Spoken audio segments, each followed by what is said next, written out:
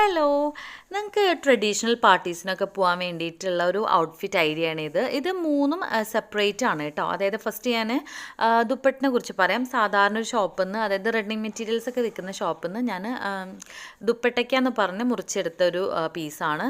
പിന്നെ ഈ ടോപ്പ്, അതായത് ഈ കുർത്ത മിന്ത്രയിൽ നിന്നാണ് കേട്ടോ. ഇതിൻ്റെ ലിങ്ക് കൊടുക്കാം.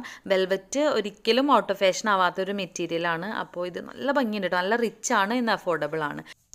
പിന്നെ മാങ്ടിക്കിനെയും അതുപോലെ കുർത്തനൊക്കെ ഹൈലൈറ്റ് ചെയ്യാൻ വേണ്ടി ഞാൻ സിമ്പിൾ ഒരു നെക്ക് പീസാണ് ഇട്ടെടുക്കുന്നത്. ഒരു സിമ്പിൾ ഒരു ചെയിന്, അധികം ജ്വല്ലറീസ് ഒന്നും ഇട്ടില്ല, കമ്മലൊന്നും ഇട്ടില്ല, പിന്നെ ഒരു വാച്ചും കെട്ടി കേട്ടോ.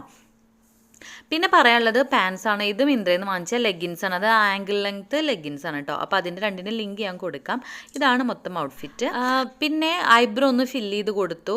ഓക്കെ, ഇൻസൈറ്റിൻ്റെ ഒരു ഐബ്രോ പെൻസിൽ വെച്ച് ഫില്ല് ചെയ്ത് കൊടുത്തു. പിന്നെ കണ്ണെഴുതി ലിപ്സ്റ്റിക്ക് ഇട്ടു. അത് രണ്ടും കളർ സെൻസിൻ്റെ ആണ് കേട്ടോ.